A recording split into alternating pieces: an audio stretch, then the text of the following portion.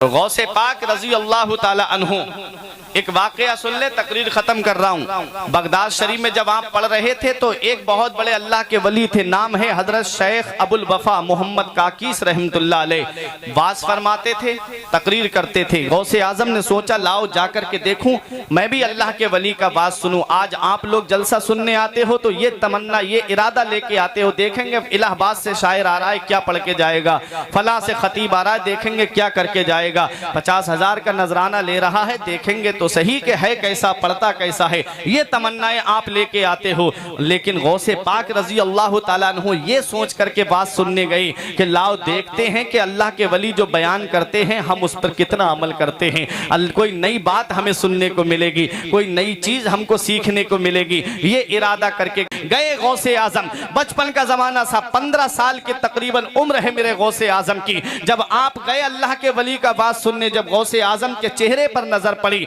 अल्लाह के वली ने फरमाया इस बच्चे को बाहर निकाल दिया जाए। गौसे आजम को बाहर निकाल दिया जाता है। इतने आप लोग यहाँ बैठे हुए हो, मैं एक भाई का नाम लेके कहूँ कि इसको बाहर निकाल दिया जाए, फिर आप लोग मुझे नहीं देखोगे, उस निकलने वाले को देखोगे कि कौन है जिसको बाहर निकाला जा रहा है। अल्लाह अकबर। गौसे आजम को निकाला गया, फिर अंदर आ जाते हैं। दूसरी मर्तबा फिर कहा कि अल्लाह के वली ने, मैंने कहा ना इस बच्चे को बाहर निकाल दिया जाए, और गौसे आजम को फिर बाहर कर दिया जाता है। गौसे आजम फिर तीसरी मर्तबा आ जाते हैं, अल्लाह के वली ने फरमाया मेरे पास लेके आओ। लोग उठ उठ करके देख रहे थे ये कौन बच्चा है जिसे निकाला जाता है फिर अंदर आ जाता है, जिसे बाहर किया जाता है फिर अंदर दाखिल हो जाता है। गौसे आजम जब उनके करीब में पहुंचे, अल्लाह के वली जिस मसनद पे बैठे हुए थे उससे उठ के खड़े हो जाते हैं। शेख अबुल वफा मोहम्मद काकीस रहमतुल्लाह अलैह, 17 बादशाह जिनके झंडे के साए में अदब से चला करते थे, इतने बड़े अल्लाह के वली, 17 बादशाह जिनके झंडे के साए में हाथ बांध के चला करे,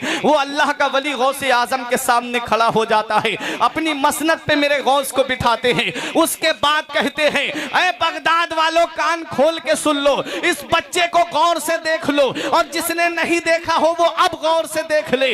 मैंने इसको बाहर इसलिए नहीं निकलवाया था कि मैं इनकी बेइज्जती करूं, अरे मैंने इनको इसलिए बाहर निकलवाया था ताकि तुम में का हर इंसान इसको गौर से देख ले। ये कोई आम हस्ती नहीं है, ये कोई आम शख्सियत नहीं है, अरे यही तो वो अल्लाह का वली है जो बगदाद की जामा मस्जिद से ऐलान करेगा कदमी हाज़िही अला रग़बते कुल्ले वलील्लाह, मेरा ये कदम हर अल्लाह के वली की गर्दन पर है। ए बगदाद वालों, मैं तुम्हें गवाह बना करके आज से इनके कदम को अपनी गर्दन पे ले रहा हूं। बरेली का इमाम पुकार के कहता है सर भला क्या कोई जाने के है कैसा तेरा, सर भला क्या कोई जाने के है कैसा तेरा, औलिया मलते हैं आंखें वो है तलवा। सुभान अल्लाह, जिंदाबाद जिंदाबाद, सुभान अल्लाह। शेख अबुल वफा ने गौसे आजम की तरफ रुख करके कहा ए अब्दुल कादिर, जिस दिन आप बगदाद की जामा मस्जिद से वो ऐलान करो उस दिन इस सफेद दाढ़ी वाले को मत भूलना। बुजुर्ग हो गए थे, दाढ़ी के बाल सफेद पड़ गए थे,